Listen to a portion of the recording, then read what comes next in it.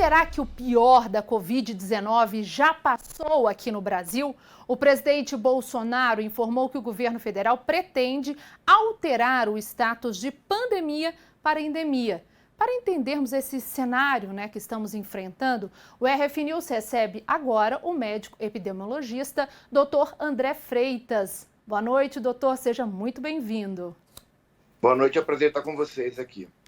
E nesse momento a gente teve a retirada das máscaras, E ao mesmo tempo temos aí uma contradição, Porque os casos estão aumentando na China. Eu queria saber, a gente está no momento exato para isso? Olha, um momento exato, ele nunca vai ser possível nós sabermos.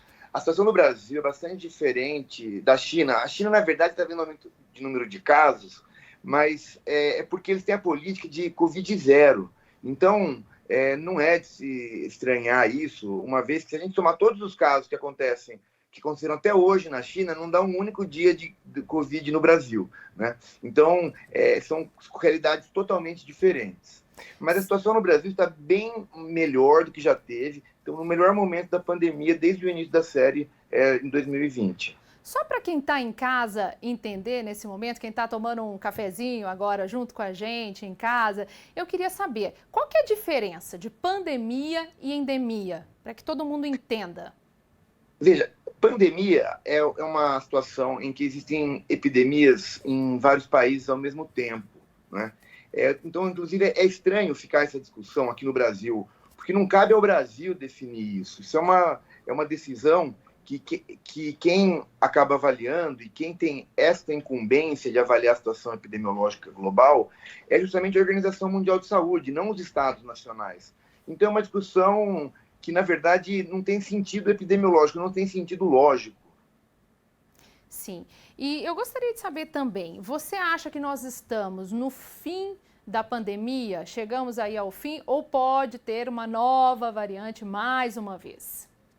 Olha, na verdade, nós temos uma situação muito mais tranquila do ponto de vista epidemiológico. É importante ressaltar isso. Segundo, o cenário é positivo, na tendência nos próximos dias e meses. Mas a possibilidade de haver a emergência de uma nova variante, ela é real. Então, nós temos que, sim, comemorar nossa situação. A gente conseguiu enfrentar uma situação bastante complicada no ano passado, esse ano já está bem mais tranquilo, mas a gente ainda precisa monitorar o número de casos, monitorar as variantes, e monitorar principalmente a gravidade da doença. A gente tem uma situação hoje em que a doença tem se apresentado menos grave, muito em função da vacinação e também em razão da Ômicron ter um perfil de gravidade um pouco menos complicado do que as linhagens anteriores. E a OMS ainda não decretou, o fim da pandemia. Você acredita que isso possa acontecer quando? Existe algum prazo para a gente, daqui a 6 meses, daqui a 1 ano? Tem alguma previsão que a gente possa falar aqui?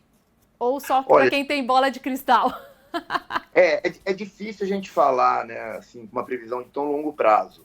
O que a gente tem observado é que a situação ela não está tranquila homogeneamente em todo o mundo. A gente tem situações específicas de alguns países que têm piorado a situação epidemiológica, principalmente na Europa, a Alemanha, a França, a Dinamarca teve uma situação bastante complicada agora nos últimos meses.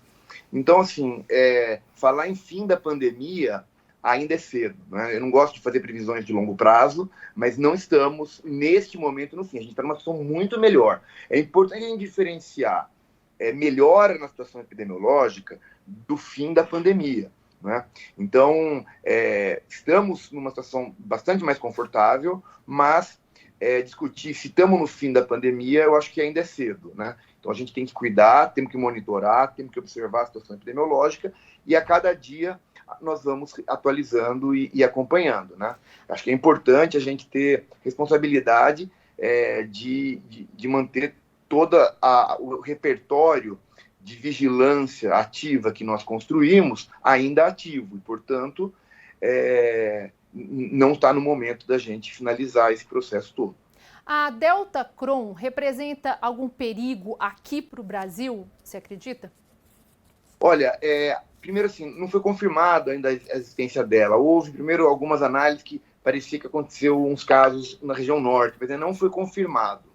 Mas, independentemente de ter sido confirmado aqui no Brasil ou não, os achados que foram realizados na Europa demonstraram que a Delta Crohn, que foi encontrada tanto na França como na Dinamarca e até nos Estados Unidos, ela mantém a proteína spike, ou seja, aquela proteína que faz adesão às células, e a mesma proteína para a qual é dirigido os anticorpos, ela é a mesma proteína da Omicron original.